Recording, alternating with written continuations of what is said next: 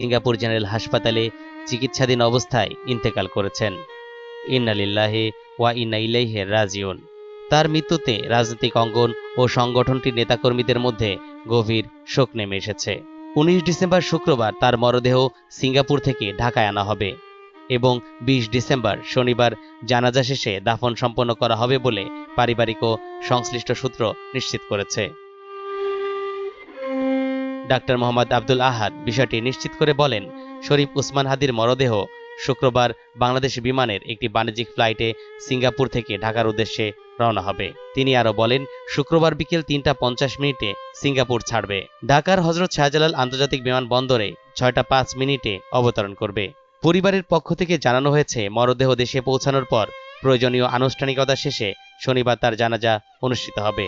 এরপর পারিবারিক কবরস্থানে তাকে দাফন করা হবে। তরিকুল ইসলাম, এনটিভি অনলাইন।